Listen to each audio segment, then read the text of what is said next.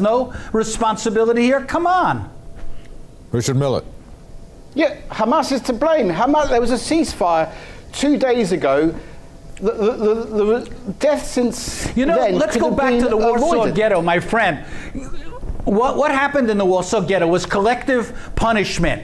If somebody challenged the Nazis, their whole building would be destroyed, or people would be taken out and shot when they tried to resist. This is a collective punishment of the worst kind. It's a human rights abuse, and recognized as such. Israel has a great skill, at what they call perception management. They have a big network to try to get their viewpoint across in the world, but also to try to block anyone else's viewpoint.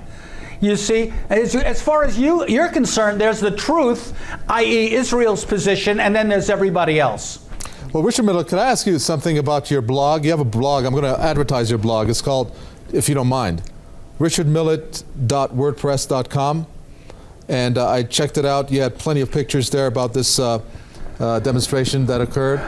But as a journalist, and given the theme and topic of our program tonight, do you think that you presented all the different pictures with your well, we call it CGs, I'm not too sure what they're called, a one-liner that you had below each picture, as really doing justice to the information that needs to be relayed out there? Because that's one of the criticisms that has come across, for example, for the BBC, that the narrative is not given. The Palestinian narrative is not given. The story is not covered. The information is not given out there, and it's swayed towards Israel. Of course, there's many different reasons why Israel is being covered in that respect positively. And one of them is said, you said the death toll, is that because Israel builds bomb shelters but Hamas does not bother, possibly? I mean, does that apply to the 4 kids that were killed, ages between 9 and 12, I believe, at the beach? There were no buildings there, unless there was a secret cave or opening from the beach and the sand that was going to open up with rockets being fired, which that hasn't proven to be the case. Yeah, so like the Red Sea coming. Go ahead, Richard Millett. That was a tragedy, but as I understand it, according to a Washington Post journalist, Hamas regularly fires rockets from that area of the beach, and Israel was targeting, as I understand it, possible rocket fire, and there was a mistake there. But as I said, this resulted since the possible ceasefire that Hamas rejected. A war is a terrible situation, but Hamas has been firing thousands of rockets into Israel, and Israel has to target those rockets. And if Hamas is going to hide behind women and children when it fires those rockets, then there's going to be casualties, and these have to be laid at the feet of Hamas. Come on. Let's try to get onto a new level in this discourse. Let's not continually repeat, these cliches. Okay, I mean, you referenced the ceasefire. Okay, let's talk about the ceasefire.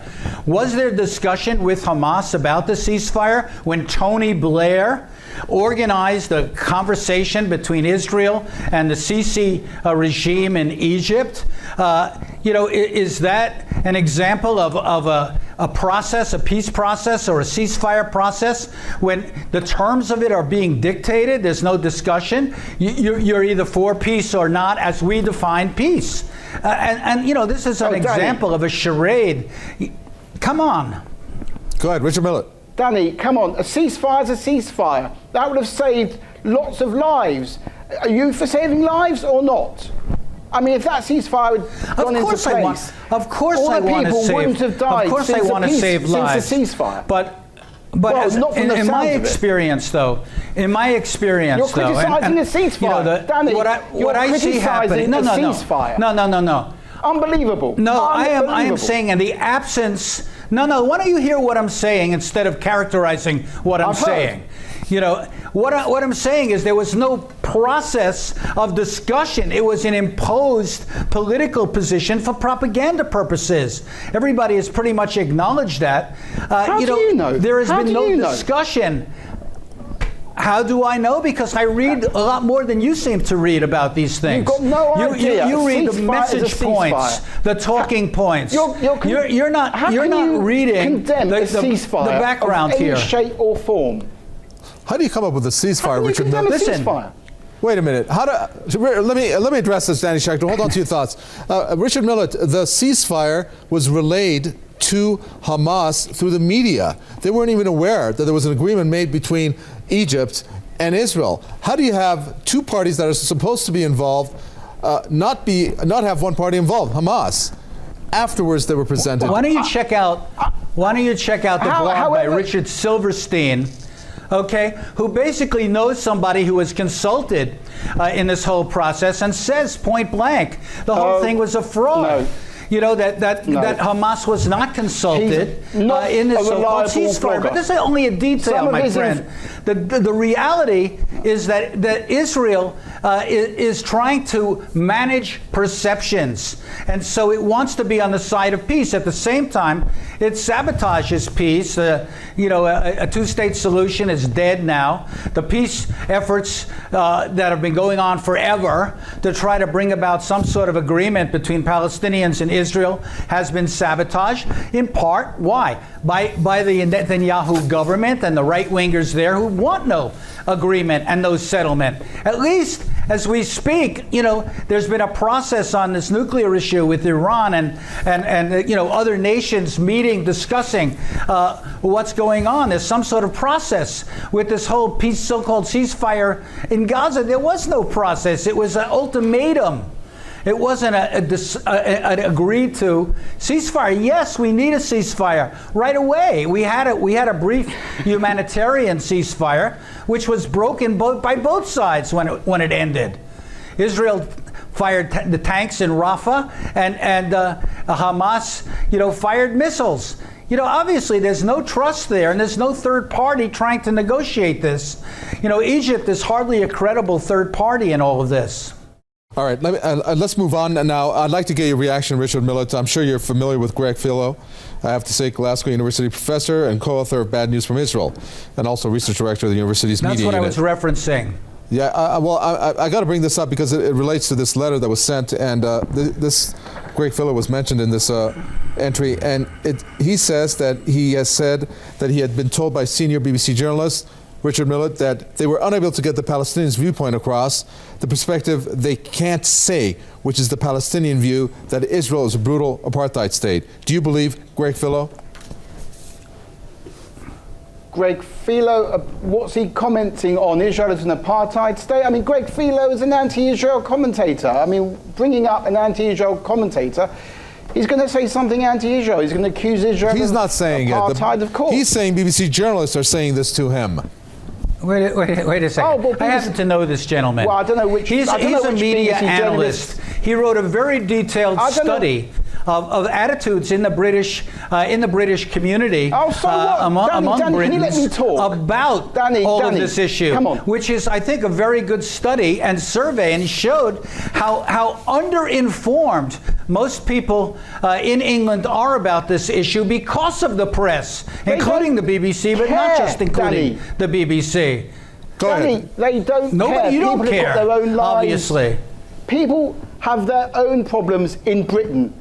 They've got to make their own money, they've got to look after their own families, house prices are out of control.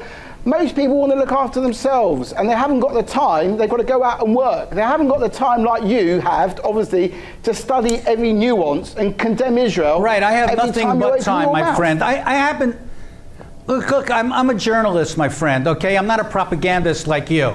Okay, I'm not here just to score points for Israel. I'm conceding, on several fronts, critical of Hamas, critical certainly of characterizations of the BBC as state managed. I've made points that I think try to get at the truth here.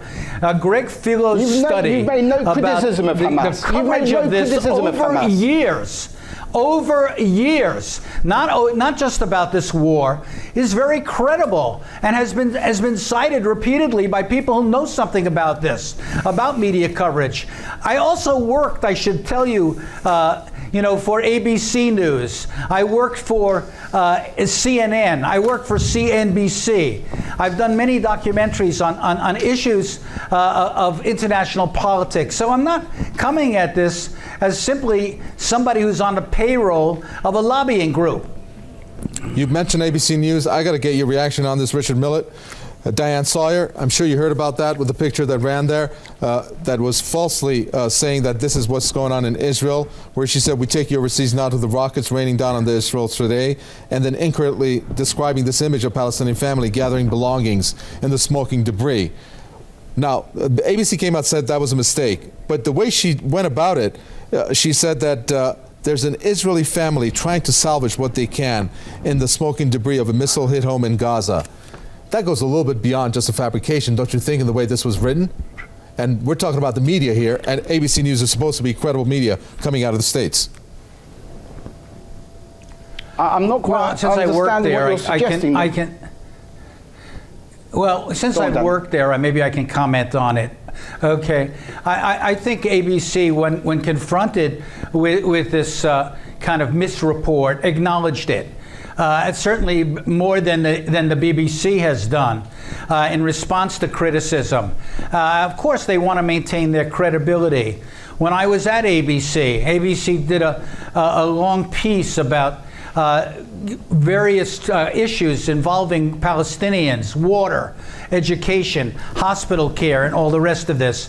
And when the report was based on what Palestinians told journalists from ABC, the Israeli government refused to provide anybody to respond or to comment.